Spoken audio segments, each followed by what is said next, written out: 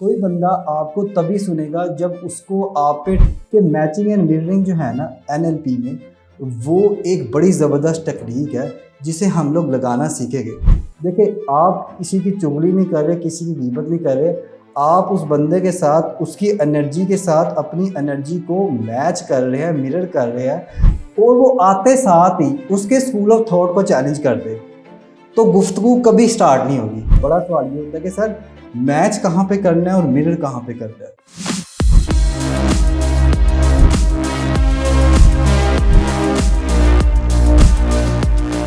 कोई बंदा आपको तभी सुनेगा जब उसको आप पे ट्रस्ट होगा, यकीन होगा, ठीक है ना।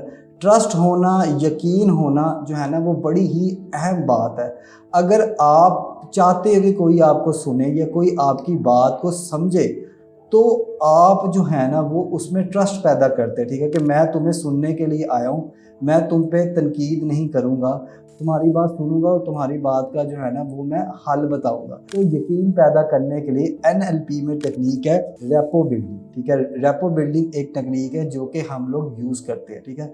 अच्छा, अब किसी भी शख्स में अगर हम अपने लिए यकीन पैदा करना चाहते हैं तो हमें उसकी बॉडी लैंग्वेज को मैच और मिरर करना पड़ेगा। हमें जो है ना वो उसके साथ या तो मैचिंग करनी पड़ेगी या मिररिंग करनी पड़ेगी। ये दोनों तरीक़ाकार है कि हम उसके साथ ट्रस्ट बिल्डिंग करेंगे, ठीक है ना। मैचिंग से मुराद ये है कि अगर कोई बंदा आपके साथ बड़े पुरजोश तरीके से सलाम कर रहा है ना, आपने भी उसके साथ पुरजोश तरीके से सलाम करना है। आप कोई बंदा प्यार से और मतलब के आके बैठ जाता है तो आपने उसके साथ उसी तरह का मध्यम लहजे में गुफ्तगू करनी है। आप उसके साथ पोस्चर मैच करें। वो अगर थोड़ा सा ओपन होके बैठा है तो आप भी ओपन होके बैठें। अगर उसकी जिस टोन में वो बात कर रहा है वो अगर खुशी खुशी से बात कर रहा है तो आप भी उसके साथ खुशी खुशी से बात करें।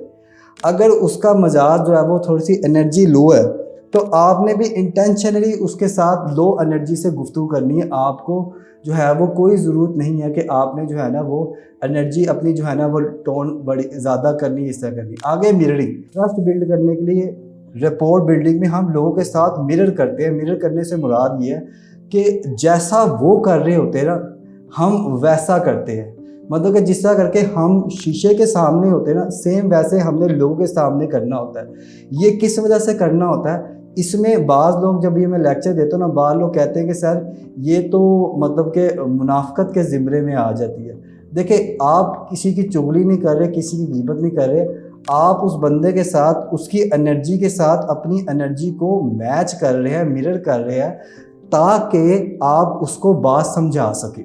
अगर एक पर्सन ने आके मुझसे बड़ी जोश से सलाम किया तो लिहाजा मैंने उसकी जोश के साथ अपना जोश मैच करना है, उसके पोस्चर के साथ अपना पोस्चर मैच करना है। अगर आप एक चीज़ देखें, हम छोटे बच्चों को देखें ना तो वो हमें मिरर कर रहे होते हैं।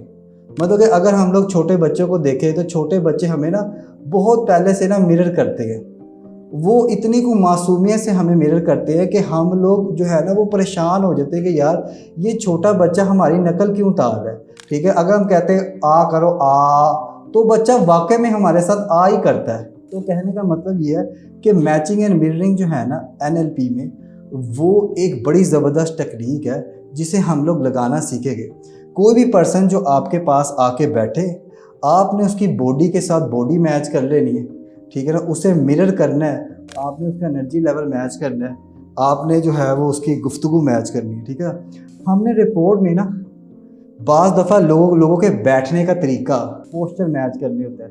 अगर कोई पर्सन हमारी तरफ देख के मुस्कुरा रहा है तो हमें रस्मन ही सही लेकिन हमें उसके साथ मुस्कुराना ही पड़ता है। ऐसा नहीं है कि हम एक पर्सन जो हमारे साथ मुस्कुरा रहा है हम उसके सामने मुस्कुराए ना, ठीक है ना। तो ऐसा नहीं है, ठीक है। अगर कोई पर्सन मुस्कुरा के बात कर रहा है तो हमने भी मुस्कुरा के ही बात करनी है।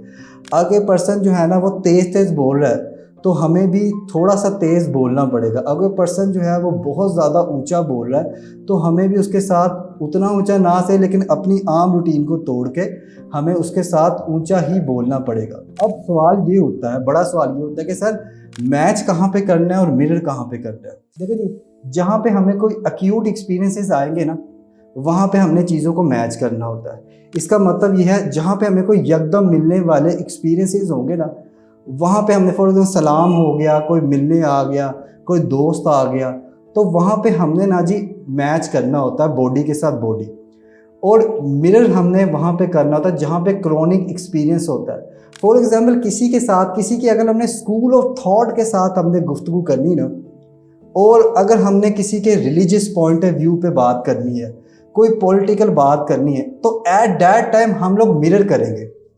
अब मिसाल लीजिएगा, कोई पर्सन अगर आके मेरे पास बैठता है, ठीक है ना, या कोई पर्सन किसी के पास भी आके बैठता है और वो आते साथ ही उसके स्कूल ऑफ थॉट को चैलेंज कर दे, तो गुफ्तगू कभी स्टार्ट नहीं होगी। फॉर एग्जांपल कोई बंदा मजहबी है, वो आगे कहता है कि यार वो मौलाना, क्या मौलाना है, उन्होंने अपनी दुकानें खोल रखी हैं, तो यकीन माने ये गुफ्तगू स्टार्ट ही नहीं होगी, क्योंकि आते साथ उस शख्स ने क्या किया, उसके स्कूल ऑफ थॉट को चैलेंज कर दिया। अब ये सवाल नेक्स्ट उठता है कि सर हमें पता कैसे चलेगा कि अगर किसी पर्सन का स्कूल ऑफ थॉट क्या है। आप किसी भी बंदे के बारे में जानना चाहते हैं, आप उसकी फेसबुक देख लें, आपको पता लग जाएगा कि वो बंदा किस तरह का है या क्या उसका मूड है।